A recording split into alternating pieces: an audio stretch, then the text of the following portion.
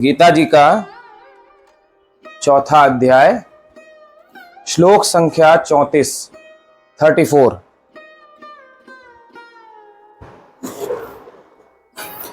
तद्विद्धि प्रणिपातेन परिप्रश्नेन सेवया उपदेक्ष्यन्ति ते ज्ञानम् ज्ञानिनस्तत्त्वदर्शिनः। इसका हिंदी अर्थ,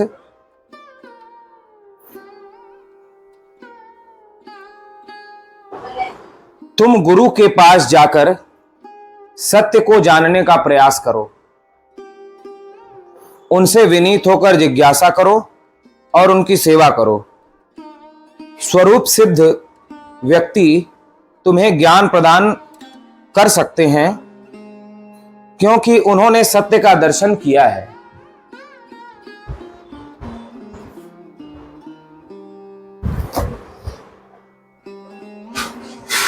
महात्मा अर्जुन ने मानो भगवान से यह मौन प्रश्न किया है कि जिसे तत्वज्ञान चाहिए या जिसे ब्रह्म विद्या की कामना है, उसे क्या करना होगा। तो भगवान श्री कृष्णचंद्र आनंद कंद ने कहा कि जो तत्वदर्शी महात्मा हैं, ज्ञानी सद्गुरु हैं, जिन्होंने उस आत्मज्ञान का अनुभव किया है, जिन्होंने आत्म तत्व का साक्षात्कार किया है, जिन्होंने परम सत्य को स्वयं को जान लिया है, वे तत्वदर्शी आत्मज्ञानी संत ही तुम्हें इस तत्वज्ञान का उपदेश कर सकते हैं, जिनकी कृपा से तुम समस्त मोह से रहित हो जाओगे, समस्त शोक संताप से रहित हो जाओगे, समस्त दुखों से छूट जाओगे। देखो, दुखों से छूटना भी दो तरह से होता है, सुख को पाना भी दो तरह का होता है। एक, आपको थोड़ा धन मिल गया, अनुकूलता मिल गई, जैसा आप चाहते हो वैसा हो गया, एक ये सुख है। दूसरा है सदा रहने वाला शाश्वत सुख। पहले प्रकार का सुख अभी है लेकिन अगले क्षण नहीं है, अभी उससे सुख मिल रहा है लेकिन अगले क्षण दुख का भी कारण हो सकता है। लेकिन सदा के लिए रहने वाला सच्चा सुख,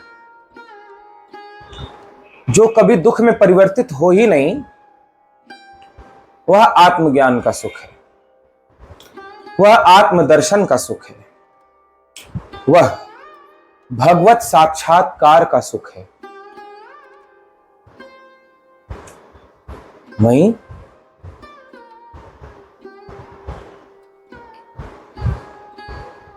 दुख की बात करें तो एक प्रकार का दुख है, थोड़ी जीवन में समस्याएं आ गई, प्रतिकूलताएं आ गई, लेकिन दूसरा सबसे बड़ा दुख है कि आप महाराजा होते हुए भी भिखारी के जैसा जीवन जी रहे। भगवान के पुत्र हैं सभी जीव, अमृतस्य पुत्राः। जैसे राजा का बेटा राजकुमार होता है, ऐसे ही परमात्मा राजा हैं और सारे जीव उन परमात्मा के अंश हैं। ईश्वर अंश जीव अविनाशी। ईश्वर का अंश होने के कारण सभी राजकुमार हैं। परमात्मा राजा है तो जीव राजकुमार है। लेकिन जैसे राजा का राजकुमार कहीं और जाकर के छोटी छोटी चीजों की भिक्षा मांगता रहे तो यह हंसने की बात है उस पर। वह अपने पिता को पहचान नहीं रहा है कि मेरे पिता तो बादशाह हैं, उनका बेटा हूं मैं, मुझे छोटी छोटी चीजों के लिए दूसरों के पास मांगने की क्या आवश्यकता है। वैसे ही जीव ईश्वर की संतान है, ईश्वर का अंश है। अतः परमात्मा परम धनवान है तो उनका अंश होने के कारण वह भी परमात्मा के धन का पूरा अधिकारी है, जैसे राजकुमार राजा के धन का अधिकारी होता है। परमात्मा परम आनंद स्वरूप है तो जीव भी परमात्मा की संतान होने से उसके आनंद पर उतना ही अधिकार रखता है जितना परमात्मा का। परमात्मा परम शांति में स्वरूप वाले हैं, अतः उनका अंश होने से जीव भी परम शांति स्वरूप वाला ही होता है। किंतु परमात्मा को वह भूल जाता है कि मैं परमात्मा की संतान हूं, परमात्मा का अंश हूं, और भिखारियों के जैसा कहीं धन, कहीं पुत्र, कहीं परिवार, कहीं भौतिक चीजें मांगता फिरता है। यदि राजकुमार यह जान जाए कि मैं तो अपने राजा का ही पुत्र हूं तो सारी संपत्ति मेरा ही अधिकार है, ऐसे जीव यदि दृढ़ता पूर्वक विश्वास करके यह जान जाए कि मैं परमात्मा का ही अंश हूं, परमात्मा ही मेरे पिता हैं, तो परमात्मा की सारी सुख शांति संपत्ति उस जीव के लिए होती है। भक्त किसे कहते हैं? भक्त की यही परिभाषा है जो परमात्मा को ही अपना पिता जान जाता है और उनके लिए अपना सब कुछ समर्पित कर देता है, तो उसे यह अनुभव होता है, जैसे जैसे वो परमात्मा को अपना मानता जाता है उसे यह अनुभव होता जाता है कि परमात्मा का सब कुछ मेरे लिए है। वह राजाओं का भी राजा महाराजा हो जाता है। भगवान से बड़ा दाता कौन हो सकता है? संसार का सुख मांगने पर उतना ही मिलेगा किसी के द्वारा भी, लेकिन परमात्मा तो इतने दयालु हैं कि वो अपने आप को ही दे देते हैं। जैसे समुद्र जल को मिलाकर एक कर लेता है, ऐसे ही परमात्मा अपने शरणागत भक्त को स्वयं में मिलाकर अपने जैसा ही बना देते हैं, भेद ही मिटा देते हैं। बोलते जैसा मैं हूं वैसा ही तेरे को बना देता हूं।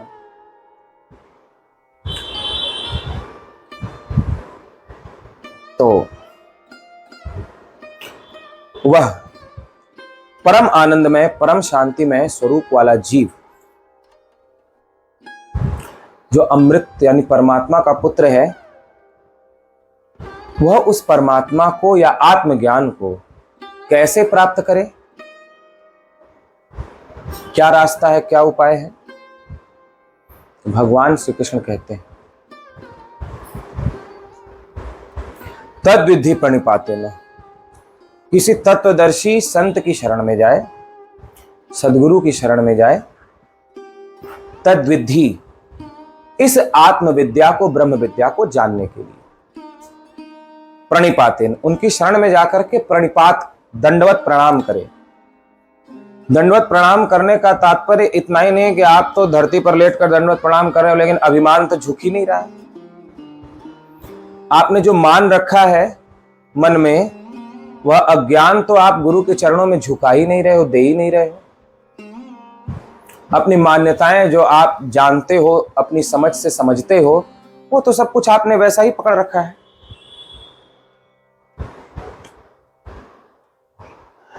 साष्टांग दंडवत करने का अर्थ यह होता है कि अब इस संपूर्ण अंग से, हे गुरुदेव, आप जैसा कहोगे मैं वैसा ही व्यवहार करूंगा। अब तक जो मैं देखता था, जैसे देखता था, अब वो नहीं देखूंगा और वैसे नहीं देखूंगा। अब आप जो देखने को कहोगे और जैसे देखने को कहोगे मैं वही देखूंगा और वैसे ही देखूंगा। ये हुआ प्रणाम करने का अर्थ। उसमें समर्पण भाव छिपा होता है। प्रणिपात का अर्थ होता है प्रणाम करने का, साष्टांग अर्थ होता है कि हम संपूर्ण समर्पण करते हैं आपके चरणों में। ऐसे ही अब तक जो मैंने इन कानों से सुना, मैं वो सब आपके चरणों में समर्पित करता हूं। और अब आप जैसा कहोगे मैं वैसा सुनूंगा, जो कहोगे वो सुनूंगा। वाणी से जो भी मैंने बोला, अच्छा बुरा, वो सब मैं आपके चरणों में आज समर्पित करता हूं। अब आप जैसा बोलने को कहोगे, जो बोलने को कहोगे, मैं वैसा और वही बोलूंगा। अब तक इन हाथों से जो किया वो सब आपको समर्पित करता हूं। अब आप जैसा करने को कहोगे वैसा करूंगा। पांव से जहां जाने को कहोगे वहीं जाऊंगा। यानी मैं साष्टांग दंडवत करता हूं। प्रणिपातेन शब्द आया है गीता जी में। हे गुरुदेव, मैं सब कुछ समर्पित करता हूं आपके चरणों में। अब आप जैसा देखना कहो, जैसा सुनने को, जो करने को, अपनी बुद्धि अपना मन नहीं लगाऊंगा, सब आपको देता हूं। अब आप जैसा कहोगे मैं वैसा आचरण करूंगा। यह हुआ प्रणिपात करना, यानी प्रणाम करना। लेकिन इसमें एक विशेष बात ध्यान देने की आवश्यकता है, सुनने जैसी है, कि मशीन नहीं बनना है। जैसे आपको गुरु ने कुछ कहा तो आपके हृदय में विचार आता है कि ऐसा क्यों करने को कहा, तो उस पर तर्क करना चाहिए। कुतर्क नहीं, तर्क करना चाहिए कि बताइए आपने ऐसा कहा लेकिन मेरे मन में ऐसा आ रहा है, या यहां मैंने ऐसा पढ़ा है, तो हे गुरुदेव कृपा करके बताएं कि इसका क्या समाधान है, मेरी समझ में नहीं आ पा रहा है। फिर गुरुजी कुछ उत्तर देंगे, फिर आपके मन में प्रश्न आया, फिर रखिए बात। ऐसे तर्क वितर्क, प्रश्न उत्तर करके तब उसे स्वीकार करें, और स्वीकार करके तब उस मार्ग पे चलें। ऐसा नहीं बस कह दिया तब करना शुरू कर दिया। किसी ने कह दिया कि बेल के पत्र पर शहद लगाकर शंकर जी को चढ़ा दो तो पढ़ा लिखा नहीं हो बच्चा तो भी पास हो जाएगा। अब बुद्धि लगाना तो बुद्धि लगाएंगे नहीं। ठीक है, ये तो बढ़िया चीज बता दिया कि अब शहद लगा करके पत्ते पे चढ़ा दो पास हो जाएंगे। तो इस तरह की जो अव्यवहारिक बातें हैं वो किसी की भी नहीं माने, चाहे गुरु हो चाहे कोई हो। उस पर प्रश्न करे, प्रश्न करने का अधिकार है। पूछे कि आप बताइए ये कैसे धर्म है या कैसे कर्तव्य है। कुतर्क ना करे, जिज्ञासा से पूछे, जानने के लिए। और फिर जब गुरुजी उसका समाधान कर दें कि देखो शास्त्र में ऐसा लिखा है, या ऐसा करने से ऐसा होगा इसलिए तुम्हें कहा जा रहा है, तो उसको फिर स्वीकार करे। समझ में आ जाए और निष्कर्ष दिख जाए कि हाँ ये ठीक है गुरुजी ने जो कहा, तो फिर स्वीकार करने में थोड़ी भी देरी न करे। फिर उसमें प्रश्न खड़ा न करे या अपने गुरु के वचन पर संशय न करे। लेकिन समझ में नहीं आया जब तक, तब तक विचार विमर्श करते रहे, तर्क करते रहे, बिना समझ में आए उसको स्वीकार नहीं करना चाहिए।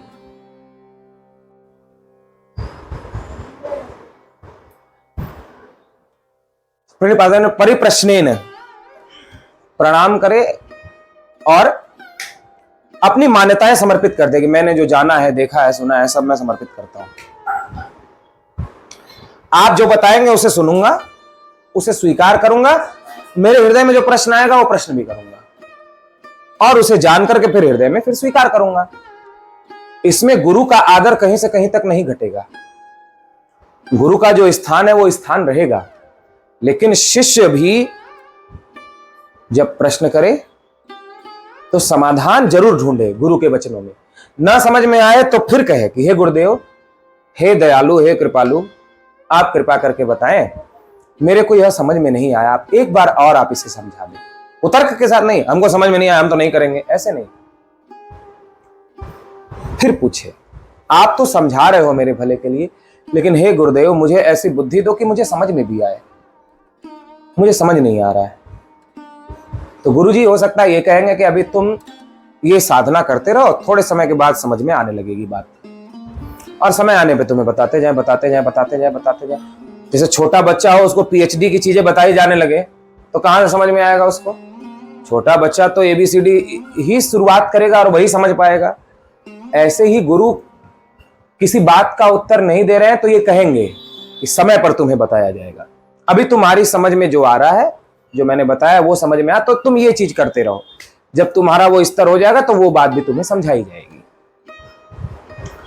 लेकिन प्रश्न जरूर करे, ऐसा नहीं कह दिया तो बस करना शुरू कर दिया। उसको समझने का प्रयास करे कि ऐसा क्यों कहा आपने। विश्वास रखे कि गुरुजी कभी भी हमारे गलत के लिए नहीं बोल रहे। ध्यान से सुनना, बड़ी सजगता से आज का विषय, कभी उल्टा समझ लो। ये पूरा विश्वास होना चाहिए, श्रद्धा होनी चाहिए, गुरुजी कभी भी हमारे अहित के लिए, अकल्याण के लिए नहीं बोल रहे हैं। लेकिन मुझे समझ नहीं आ रहा है, इसलिए मैं पूछूंगा, और तब तक पूछूंगा जब तक समझ नहीं आए। और जैसे ही समझ में आएगा फिर उसको पालन करने में, उसे स्वीकार करने में थोड़ी भी देरी नहीं करूंगा। यह हुआ प्रणाम करना। परिप्रश्नेन, फिर प्रश्न करे उनसे जो मन में आए। भगवान आगे कहते हैं प्रणाम करके प्रश्न करे। सेवया, उनकी सेवा करे। सेवा से जब वे प्रसन्न हो, सेवा क्यों करे? कि सेवा करने से उनका हृदय प्रसन्न होगा। जब हृदय प्रसन्न हो तो कब उनके हृदय से तुम्हारे लिए ज्ञान फूट पड़े, कब कौन सी बात उनके हृदय से निकल जाए जो तुम्हारे जीवन को बदल दे। देखो, सदगुरु संत भगवान हमेशा कुछ नहीं कहते। कभी आपके कल्याण के लिए महीनों में, सालों में कौन सी बात निकल गई, ये भगवान की प्रेरणा से होता है, और भगवान ही गुरु के भीतर प्रेरणा करते हैं। तो जब गुरु के मुख से निकले तो बड़े तत्पर होकर बड़ी श्रद्धा से सुने कि मेरे गुरुदेव ने ऐसा कहा है, मेरे गुरुदेव ने ऐसा बताया है। समझ ना आए तो पूछे। तो मैं दो बातें आज कह रहा हूं, जैसा कि भगवान श्री कृष्ण कहते हैं कि प्रणाम करे, साष्टांग, यानी सब कुछ जो सुना देखा किया है सब समर्पित कर दे, और एकदम समर्पित हो जाए कि आप जैसा कहोगे वैसा ही करूंगा। इस भावना के साथ जो गुरु बताएं उसे सुने श्रद्धा से कि हमारे गुरुजी हमारे कल्याण के लिए ही बता रहे हैं। फिर जो मन में प्रश्न आए उन प्रश्नों को तब तक पूछे जब तक कि वो बात समझ ना आ जाए, और जब तक समझ में ना आ जाए तब तक पालन न करे। केवल कहा है इसलिए पालन करे, नहीं, जब तक समझ ना आ जाए, हृदय में ना उतर जाए। परिप्रश्नेन सेवया, और उनकी सेवा में कोई कमी न रखे। उपदीक्षन्ते ते ज्ञानम ज्ञानिनस् तत्त्वदर्शिनः, ऐसा करने से वे तत्वदर्शी महात्मा आपको उस तत्व ज्ञान का उपदेश करेंगे। उनकी कृपा से वह तत्व ज्ञान आपके हृदय में उतरेगा, जिससे आपका कल्याण होगा, आपका मंगल होगा। तो भगवान ने आज सदगुरु की महिमा बताई कि बिना सदगुरु के यह तत्व ज्ञान प्राप्त नहीं होता है। इसके लिए गुरु की आवश्यकता है, अनिवार्यता बताई, अनिवार्य है गुरु, क्योंकि जब तक गुरु नहीं मिलेगा तब तक आप उससे प्रश्नोत्तर नहीं करोगे, और जब तक आप उससे प्रश्नोत्तर नहीं करोगे वो आपको बताता जाएगा। जब तक उसके बताए रास्ते नहीं चलोगे तब तक आपको उसका अनुभव नहीं हो पाएगा। उसको सब पता है कहां रुकावट आएगी, अब इसके बाद क्या करना है, तो वो आपको रुकावटों से बचाता रहेगा। और वो उसका काम है कि वो कैसे आपको किस तरह से धीरे धीरे धीरे धीरे कीचड़ से निकालकर और अमृत तक, परमात्मा तक पहुंचा दे। इसलिए सदगुरु की परम आवश्यकता आज चौथे अध्याय के इस श्लोक में भगवान श्री कृष्ण बताते हैं, जिस पर हम सभी को विचार करना चाहिए, तो सभी का मंगल होगा। बोलिए गीता माता की जय।